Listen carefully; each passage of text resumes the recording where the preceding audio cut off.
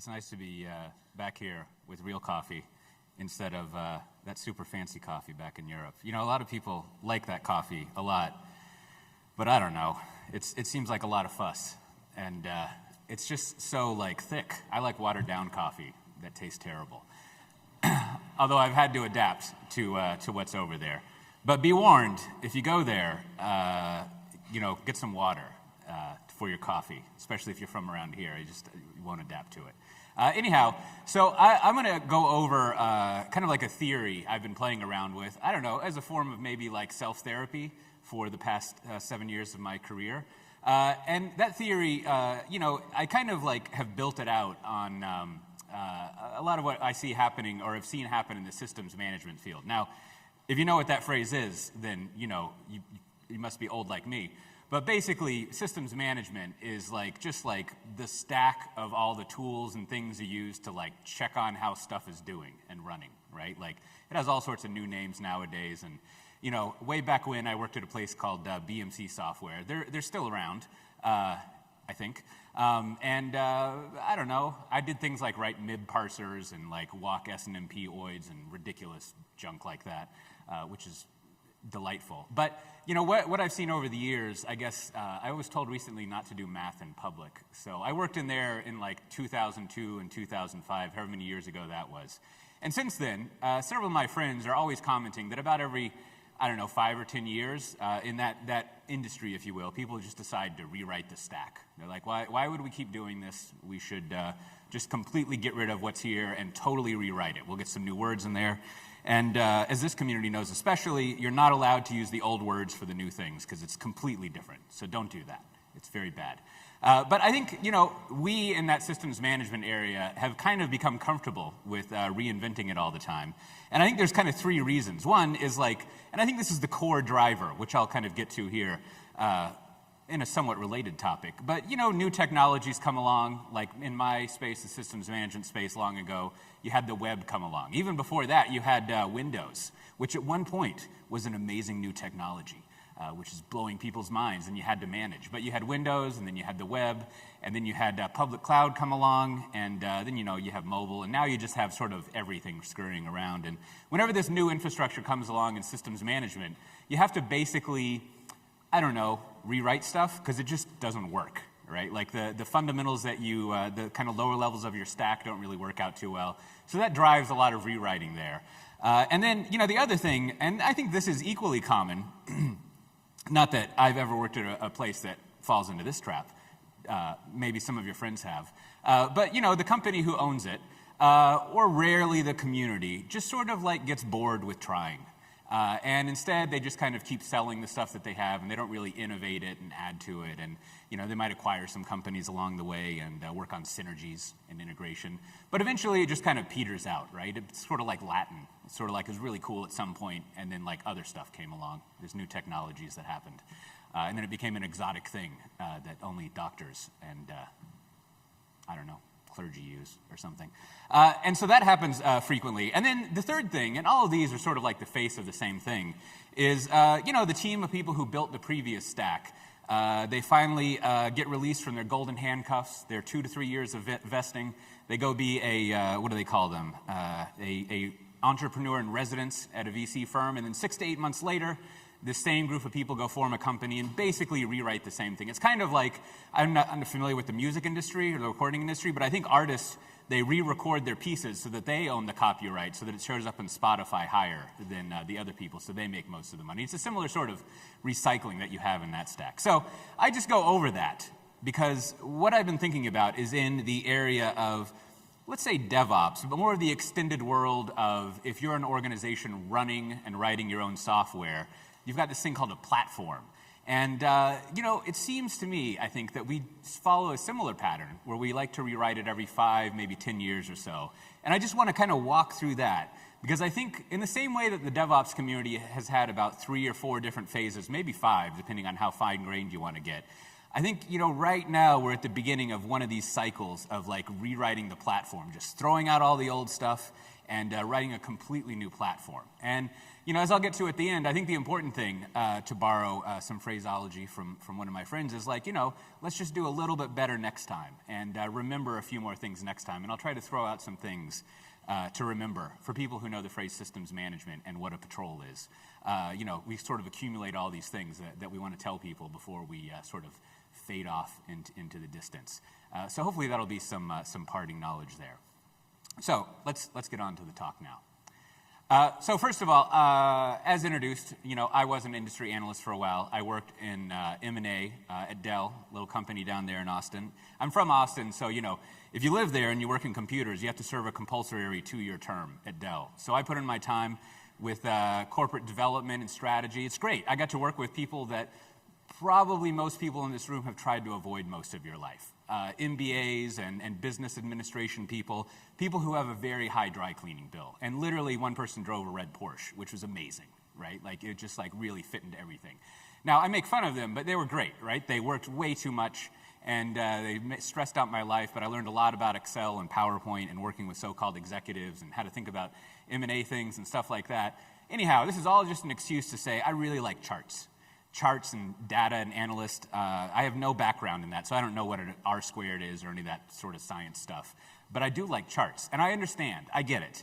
You can do whatever you want with charts. This is what they tell you very early on. You can just do it pretty much by just selecting which charts you use and don't use. But in defense of my charts, which are all fantastic, I think they are just representative of what is intuitively true and what you encounter, and they're just sort of the best representation of I don't know, anecdotal data, is that a word, that are out there. So I know charts, right? They're a problem, but let's just move on. So first, I think, a lot of DevOps talks nowadays are very about reminiscing and doing an overview, and I'm always trying not to turn thinking about the last 10 or 8 years or whatever of DevOps, and it very quickly turns into a eulogy, which is not very comforting. But nonetheless, I think it's good to check in on how our DevOps friends here are doing. Right now, I'm lucky that way back when I kind of got to see a lot of the precursor of thinking and the evolution of DevOps and how it came along. And at some point, I called operations and DevOps people Morlocks, which I think fit. Right, they kind of fit in underneath everything. And there's this whole other not a substrate, is it a superstrate of things that they're supporting that are just kind of ignorant of everything that's going on. And of course, every now and then they fire off some policy or help desk ticket and they eat some of them, which is always delightful. Now, I think that, so in my current job for the past several years, I spend a lot of time talking with large organizations who are looking to get better at software, right? Who have DevOps initiatives in place. And nowadays they call it a DevOps engineer and things like that. And I'm always curious because it is a bit of a selection bias. My company only sends me in when someone has the potential to buy something for us. Little pro tip there about anyone from a vendor talking with you. So they aren't quite saturated with changing the way that they do software, having all DevOps thinking and SRE thinking, another one of these words we're not supposed to analogize together, in there. And there's a lot of people who are very eager to start doing DevOps, which is totally fine, right? It's evolved so much that there's always new practices that come about and new ways of applying it. And also, there's a lot of IT out there, right? I often quote that if you look at JP Morgan Chase, they have 25,000 developers, right? And just imagine how long the amount of applications they work on takes to convert over to our DevOps friends here and how that pans out. So I think, how do I judge the success of DevOps at this point? I thought I'd be a little kind of Bruce Sterling-y here and print out some notes, which is fun. If you ever see him talk, I didn't bring a shiner because it's a little early in the morning, but he does great just kind of looking through his notebook. They should really give him more time when he does talks. But I think when I judge how the ideas of DevOps or whatever you want to call it are doing, I think about what the point, to me at least, of DevOps is, right? And to me the point is that if you have an organization that's writing and running your own software, using your own software to essentially run whatever you're doing, you could say business, but there's also people who are nonprofit ostensibly. Essentially what you're doing is trying to get developers to be able to release their software more frequently. Now, I know you also would like it to work in production and be diagnosable and things like that. But if you're not really thinking about, I would like to make it so that I can release new features in my software, on a weekly or every 2-week basis, then you might be like in an exotic edge case condition. And, of course, what you find out when you talk with a lot of organizations is everyone thinks they're in an exotic edge case position, but very few people are in that situation. So therefore, what I want to check in on how DevOps is doing, what I want to look at is how our friends, the developers, are doing, right? The application developers, what kind of progress are they going through? How has their sort of, productivity and output improved over the years? And this is where, you can have lots of fun with charts, right? And this comes into, I know you're like, what happened to platforms? But we'll get to it eventually. But with application developers, again, the way that they tend to get better at doing their software, I shouldn't say better at doing their software, the way that they tend to make better software is that they go through this kind of like lean startup or even PDCA or whatever, like, people who kind of know DevOps stuff will know the scientific method and all the various names it has of like, you come up with a theory of how to solve a problem, you figure out how to run an experiment to see if the problem was solved, you run that experiment, you analyze it and see if you were right or wrong, right? And good software is built that way. Like every week you come up with a theory of how you're going to solve some issue and you release it and you observe it and you just go round and round and round again, right?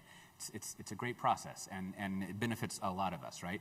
So the question is like, how are developers doing in that area, right? And I don't know if you've worked with developers, but you always have to be very careful with them, right? Because while you might consider eating them every now and then, also what happens occasionally is they get very upset about the Morlocks. They start to get ideas in their heads, especially when some interloper or thought leadership comes in. And, next thing you know, you have to clean up their mess and things are not going well for you. I thought this video was great. I spent a long time putting it together. Sorry about the blood, but I think it's pretty good. So let's look at like way back when in the history of DevOps, right? Again, if you look back, I forget what year this is at. I have it there in small type, 2007 or so, right? Like this is kind of like an intellectual sort of thought leadery beginning of the DevOps thing. And is this realization that if you could automate a lot of the operational stuff that you could do, right? You would reduce the amount of time that it took to just like mess with all that stuff, whether it was just doing releases, packaging, diagnosing things. And as this was called, you get this secret sauce of operational stuff. And this is very early on in the, all those tech companies are going to come and totally destroy your existing old company sort of thinking. This is sort of like the start of that. And you have this chart here. I never really tracked down where those numbers come from. Hopefully they're real. But they must be probably from like one project or a couple of projects somewhere. But I think this sort of thinking really kicked off the idea of like, all right, so we operations people, the Morlocks. I don't know if they could quite think in complete sentences like this, the Morlocks, not operations people. But like, we should probably address this and make it really easy to manage things and put a lot of automation in. Because then at that point, there's something happening way up there that we could do better. Like we could release the software more frequently and things might improve, right? If we put more of this automation in place. And so lots of work went into this, right? Like I'm sure many of you were around then. I know I had lots of friends and customers at the time when I was at Red Monk working in this area. And there was great stuff that came out there that helped out quite a bit. So, did that fix our problem, sort of progressing through all of this? Well, I think it fixed many people's problems. But if we come into the present, right, and we look at, here's some charts for you. I think, again, think back to what the Morlocks are doing, other than ensuring their food supply, is they're making sure that the Eloi, the application developers above them, can kind of just like have a good time and go about their lives, work on things, not have to stress out and worry about stuff so much, right? Like you're supporting the application developers up there. So let's check in on how the application developers are doing. And again, there are many ways to indicate if application development is improving and doing better, but I think a good traceable thing to look at is how frequently they can deploy software. Because again, right, like if you're not really deploying your software, I don't know, at least quarterly, hopefully monthly, weekly would be better, right? Like, I don't know if you've ever filed expenses, but you know what that's like, right? Like, it's just like, it's not good. You want people to constantly be improving and releasing their software. So if we look at some charts here, now, these are two different charts from two different groups of people. One on, I guess it's y'all's left, my left as well, when I look up here. I'm not quite sure how directions work. But you look at one report from Forrester. Now, I know, Gartner and Forrester, what do they know? It's a good question. You probably have no idea what they know because you don't want to pay $3,000 to read a 5-page PDF. I understand. It's very seems pricey. Now, what they track here, and if you think about the people who are sort of responding to and working with big analyst firms, they're, I don't know, conservative's the wrong word. They're just like normal. They're like most everyone, not like trailblazers and, I mean, people on the bleeding edge, which again sounds painful. But you see, there's an interesting occurrence here that you see is that like there is sort of like kind of good, a good chunk of people who are releasing software frequently, but it's really kind of like stalled out, right? Like things have not been getting necessarily better. We've sort of achieved the ceiling in that area over there, and it's definitely not like to the area where like it's just totally normal to do things on a weekly basis. Now, if you look at the Cloud Native Computing Foundation surveys, which again, I assume, I don't know anything about this kind of stuff, but I assume that the kind of people who would fill out a CNCF survey are probably a little bit less normal in their technology adoption than people who would fill out a Forrester thing. So you see a little bit better with people who kind of like know how to spell Kubernetes or have used some sort of auto-completion to type it in for them. But you see that they're doing a bit better with getting software out frequently.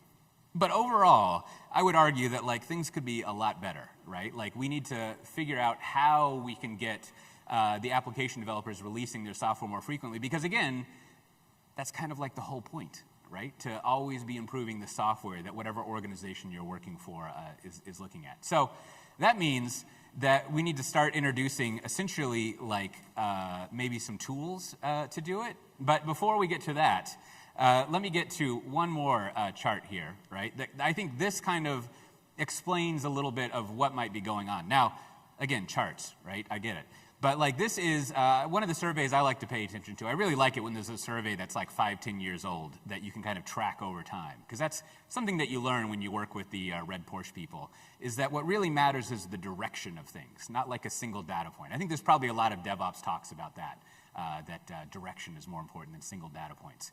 And so this survey is from the State of Agile survey, which has been going around a long time. Now, this company has traded hands between various PE firms and other things like that for a long time, so they've got some weird, goofy names. I think they're digital.ai at the moment, which, sorry if anyone works there, but that's fun. But you can see that over time, when they've asked people who's doing continuous delivery, now I didn't go check if it's delivery or deployment, and that's fine. Like, maybe someone can inform me and I'll archive the email before I read it.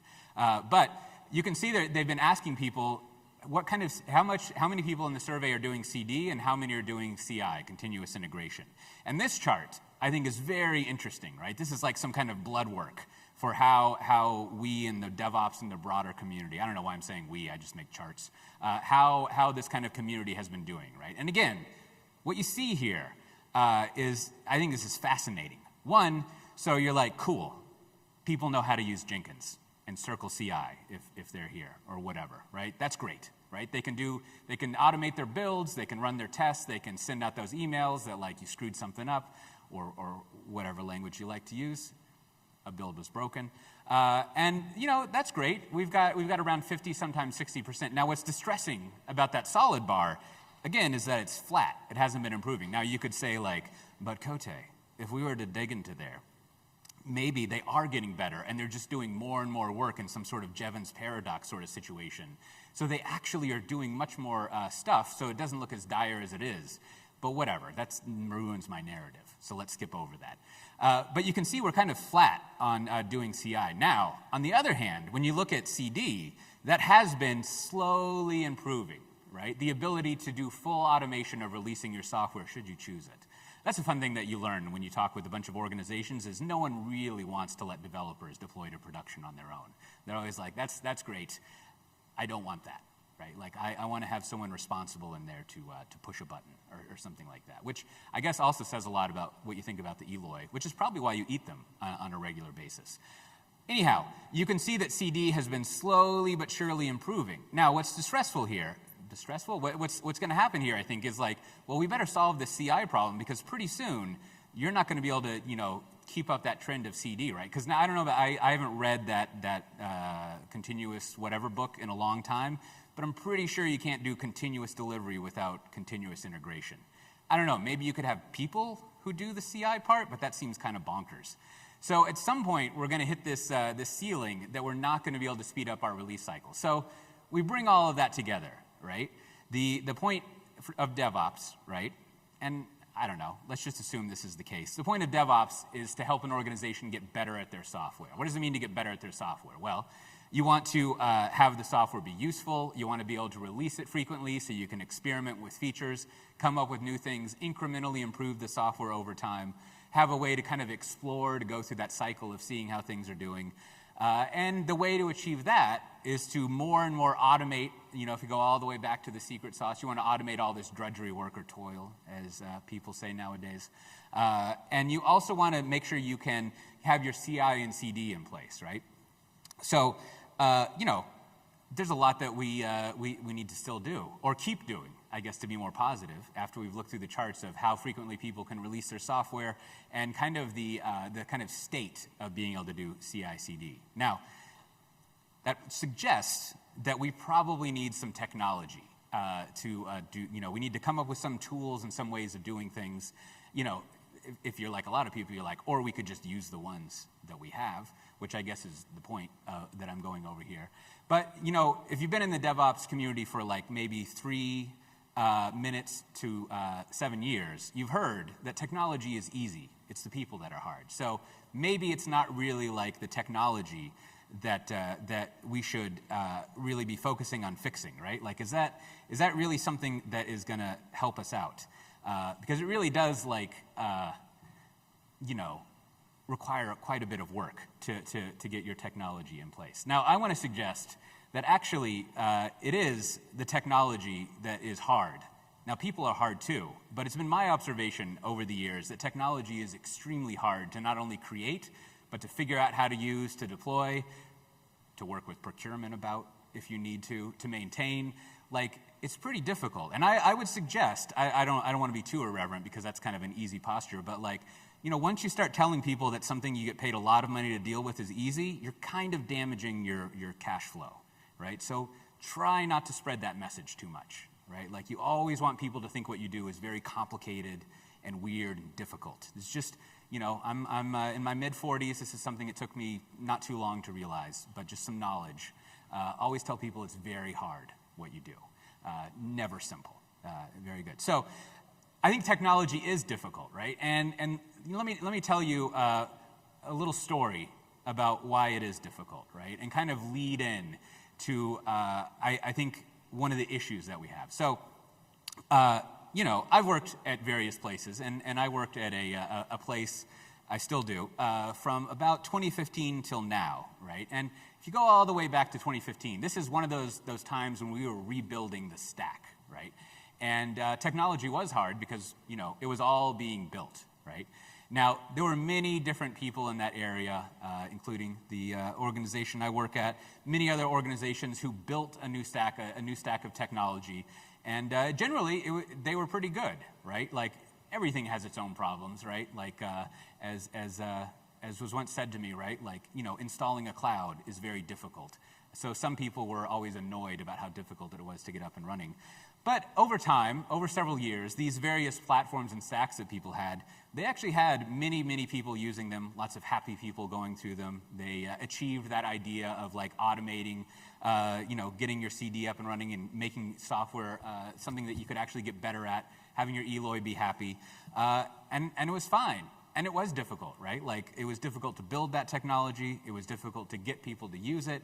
It was difficult to evolve it and, you know, make it continuously useful, so to speak. It was hard.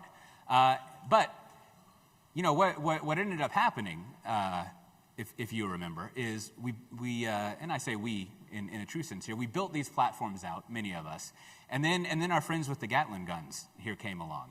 And they kind of like met these 3 criteria that I was going over earlier. And you know, thinking about them sort of made me realize as the title of this talk says, the kind of eternal reoccurrence of DevOps and platforms that occurs, right? So these fine folks came along. And they had all sorts of interesting advantages that we would say in the strategy world and things like that. And they basically kind of like took away all of the progress that had been made building a platform up to that point. Now, to the credit of all the people in this industry, everyone just kind of like gelled together and worked it out and kind of merged what they had. But we are, as I was saying at the beginning, kind of at the start of building this platform again, right? So it can feel like, we've got a lot of work to do, right? So if you look at, for example, everyone likes to make, maybe not everyone, they like to make fun of that CNCF landscape thing, right? Like all those various projects there, right? Like those are all the things, the types of things that we need to build into the platform. All of the stuff that needs to be in this platform supporting just getting better at doing software, right? So indeed, there we are, right? So now we're starting to build the platform back up. And this is a survey that my organization, VMware, does, the State of Kubernetes survey. We've done it like 4 years, but the first year was, fun stuff. But the last 3 years, you can kind of gather together. And these are the benefits that people get from Kubernetes, from getting it, I forget if this is the deployed or running or whatever, from operating Kubernetes, right? And you can see that there are genuine great benefits, right? I mean, the first one is what you would expect from Kubernetes, improved resource utilization, right? Like, which sounds boring, but is awesome, right? And this is a great thing for a technology to do because what that means is saving money, which is what you always want a technology to do, right? That's very, very valuable. Us vendors will come in and be like, hey, you should pay attention to the top line, gaining revenue instead of saving money, which is cool. If you're interested in that pitch, I should introduce you to my sales friends. But really what you want to do with technology is have improved resource utilization. And it kind of goes down, right? The Morlocks, the operations people, are getting great benefits from this. But then, I've highlighted it for you so you can see it. But then when we go down to the application developer layer, you can see that maybe things are even getting worse, right? So like, I know I formatted this chart in a weird way, but the top one, the solid line, is the most recent one, right? And you go down in time. And so you can see that like, there was an ability to shorten software release cycles up there kind of at midway, and it's kind of descended down, right? So things, again, we're at the beginning of a cycle of building things out, right? So I think it's a good idea to think about what we can be doing to help that out. Now, why is that happening, right? This is another thing I spent a lot of time making a movie of quite some time ago, but I like to use it as much as possible. But I think, I think the reason that is because when you have a platform like Kubernetes, right, this is basically what the Morlocks deliver, right? At best, right? What you deliver is a blinking cursor. Or I realize that we should probably start using this analogy because people won't know what a dial tone is anymore. It took me a while to realize you don't get dial tones. I don't know what it calls when you're waiting, what it's called when you're waiting for the call to pick up. We still have that. We should start using that one. I don't know what we would use it for, but that's a good one to start using. Maybe that's like waiting for a deploy or something. Anyhow, but what you get when you stand up a Kubernetes is this. You have a blinking cursor that is like, I am ready for potential, right? And it doesn't really like have much to say to application developers or how you're going to hook things up necessarily. I mean, it does have a lot of things to say about that, but it doesn't really like do it for you, right? So I think we have spent a lot, and by we I mean the collective computer people of the world, we've spent a lot of time over the past 2-3 years getting to this point, which is wonderful, right? This is good. We're at the beginning of building this stack out. But it's good to kind of pay attention to, well, now we need to finish building the stack out, right? And that's where I get to this theory that I've kind of used as a way to self-therapize myself about like the past 7 years of my career. When I'm at the, it's not so lonesome because I have a 2.5-year-old and an 8-year-old and a 10-year-old and a wife and a dog and 2 snakes back at my house. So you're never alone, really, unless you like lock yourself in the, as we say over there, toilet, which you can only do that for so long. It's not really that great. There's a great episode of The Osbournes where Ozzy Osbourne is caught hanging out in the bathroom with the doors locked, reading celebrity magazines. And so my wife and I are always like, oh, you're having some Ozzy time, when you want to just sort of go away there. Anyhow, so what I realized looking over history is that this is a totally normal thing to happen, right? That we're at that blinking cursor phase. And in fact, what we should do is embrace it and really prepare for and plan for it and make it part of what we do so we're not surprised by it. And so we don't end up having to totally reinvent everything and make the same mistakes, not only over again, but in a worse way, right? And, my case for this is if you go back, even before 2007. I didn't put like, Corba and J2EE and REST and, ESVs and all that other nonsense in there. But let's just go back to Heroku, which is still around. People love Heroku, usually. But, we started off way back then with this platform that really helped application developers out. Then all of those people I was talking about, the PaaS and platform people, came around in 2015. And then we were told, of course, that Kubernetes is a platform for building platforms, which is great. Would have been nice if they told us that at the beginning. But then we went, where we are now. We're basically, and pardon me for using my organization's graphics. I mean, why not? But now where we are is where we've kind of come up with what that stack looks like. And we're building out all of that stack on top of the blinking cursor, right? That's the position that we're at now. And again, as I was saying, what I want to go over is like, so here's some things that we tend to not remember so well.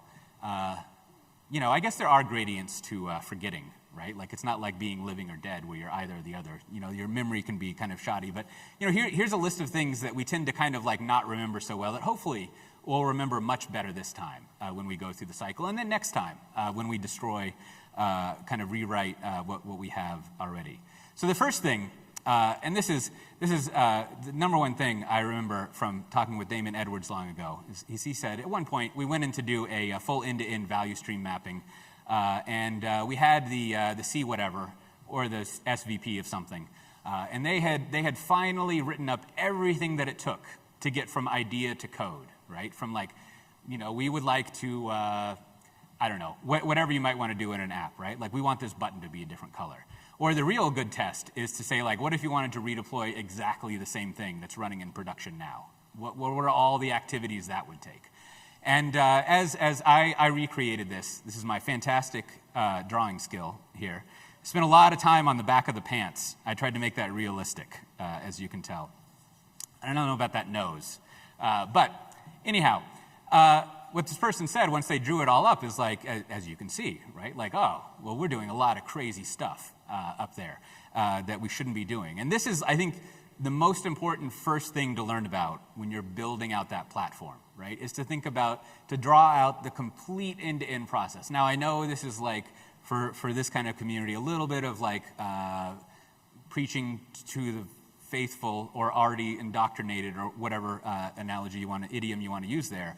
But like I see over and over again in people that I talk with that they have not done this, right? So always start off thinking about what is that entire flow of things. And again, like I just drew up a very simple thing, which is like the point of all this DevOps stuff is getting better at the software that you're doing, right? I mean, that's a good part to start with is if you remember the DevOps has that dev part in it.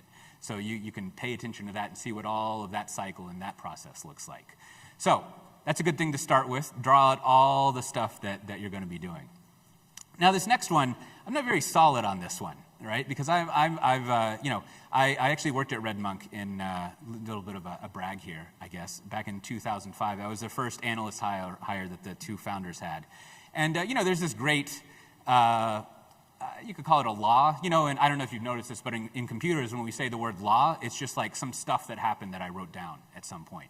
Right? Think about any sort of law statement that you have, and it's usually pretty helpful, but I wouldn't call it a law necessarily. But there's this good theory or law that like developers, and by developers, generally what Stephen means here is application developers, kind of, sort of. But the developers are the ones who really drive the success of a new technology. Now, I don't really know what to do with that, right? Like that's a very weird sort of construct. It seems true, right? Like the case that he had originally way back then when I was working there was, if you looked at the spread of like, I think at the time Firefox and Rails and even instant messaging, it was, to kind of generalize it, it was a bottoms-up adoption of technology. You remember Rogue IT and Shadow IT and things like that, right? And so, essentially, especially when you're building tools for developers, it is worthwhile figuring out where your position on this is, right? Like, how is it that developers will be introducing their own things into here? What is it that they even need? How can I work with them more? Because it's kind of sort of the case that they, even though they're the ones that we eat above, they're sort of going to determine our fate, like maybe, right?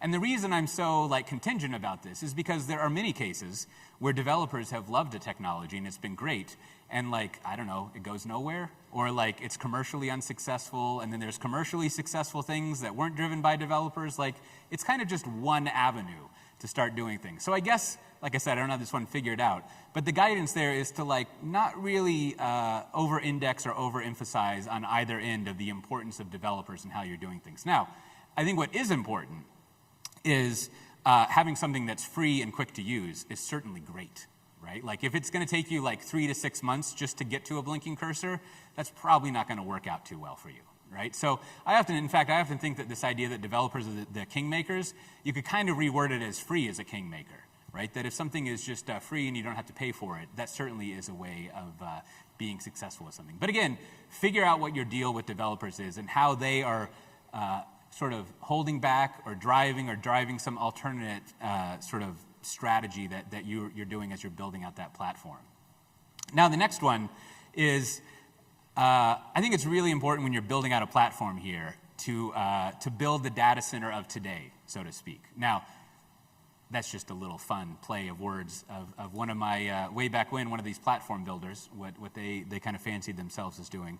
But what I mean here is that there's been many situations, especially over the past 7-10 years, where I would be talking with someone, and I saw lots of my friends and colleagues in the industry doing this as well, and at DevOps Days a lot, where you just like, you bring this awesome, as they would say, Horizon 3 vision of how everything is going to be different, and a new, better way of doing things, a new way of thinking.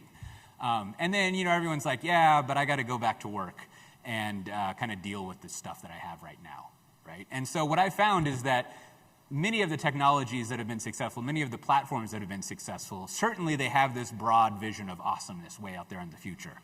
Cloud native, you know, about 5 years or so ago. But the way that they get used and traction, the way they get oxygen to survive is they solve some very simple problems that everyone has right now, right? So as you're building out these platforms, you're stacking technologies on top of Kubernetes, make sure that you're actually solving a problem people have right now. Not only doing that, but have that be a very tangible thing that you can solve there. This kind of occurred to me. I was, many years ago, I was talking to a very large grocery store chain that only appears in one state in the country, maybe this one. You know, we were talking all sorts of vision with them and all sorts of awesomeness of what we were doing. And then at the end of like a delightful 60, 90 minutes, they said, yeah, but can you help me fill out this spreadsheet about the pricing for containers that I have? Because that's really all I need, is I need to kind of figure out, do some capacity planning, right? And it's like, oh boy, that's thrilling. We just told you how you could make sure Tesla doesn't eat your lunch, and now we just need to get a macro and some charts in there. But you know, what they were looking for is like, how can you help me solve a problem I have right now that's very tangible that needs to be solved, right? And make sure that you're paying attention to that.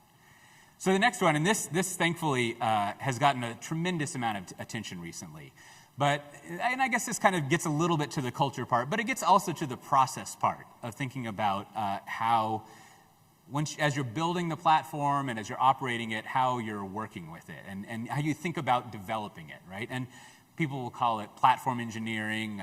We've always said, in my sort of world, platform as a product.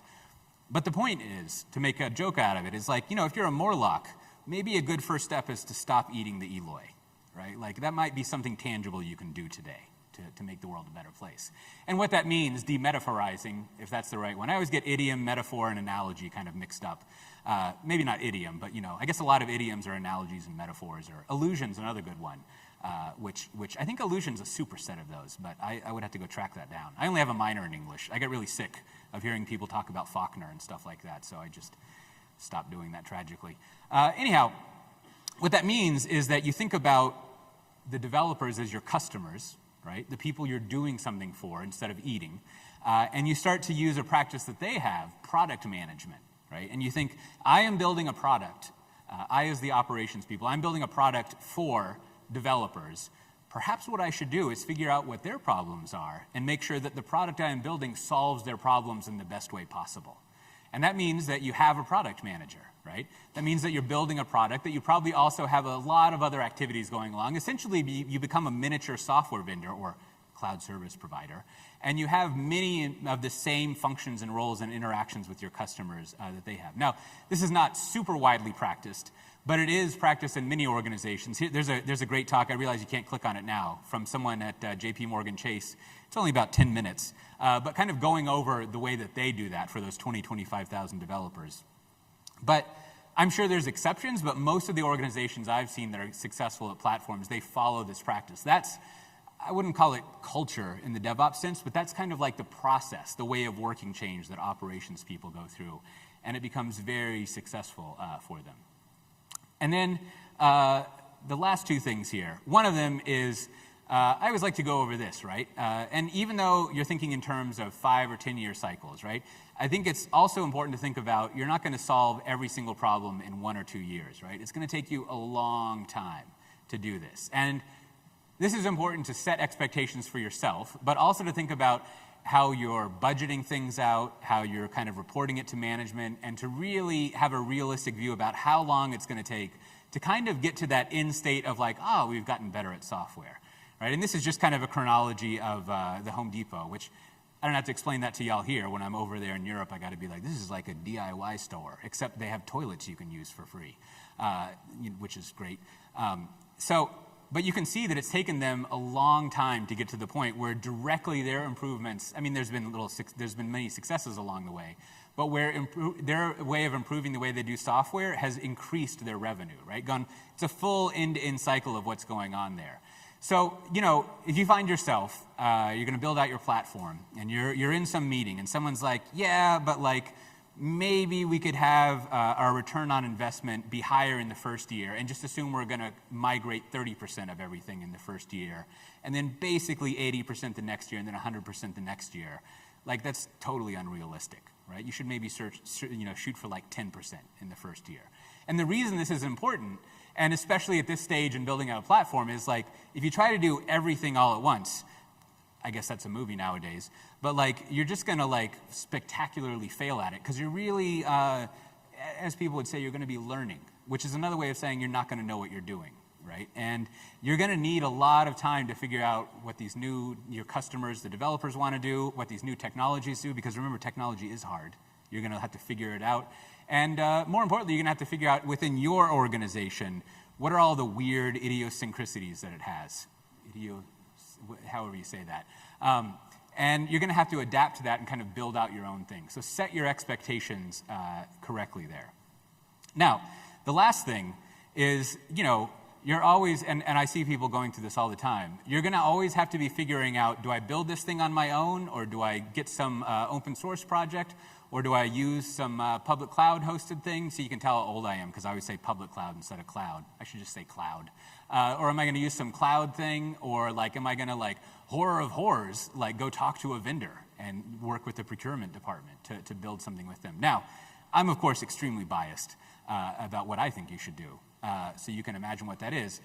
But come up with some system where you're evaluating if you're gonna build something on your own, or you're gonna get it from, pre-built from somewhere else, right? You don't have to buy it, but like, you might be getting it from somewhere else. And I think it really behooves you, if that's still a word, to come up with that before you start doing this stuff, because I guarantee you, everyone is always gonna wanna build their own stuff. Every single time. Like, we in the computer world, we build stuff, right? So if you go to a builder and you're like, hey, would you like to build something or have me just give it to you? It's kind of obvious what they're gonna say, right? Like I said earlier, this is very complicated stuff, it's hard to do, it requires a very specialized skill, and thus secure high-paying employment. And the way that I can prove that to you is I can build this. I know it's gonna be difficult, but we can just build a team out and we're gonna build it. It only costs like $3 or $5 million in the first year, and then we'll have a blinking cursor.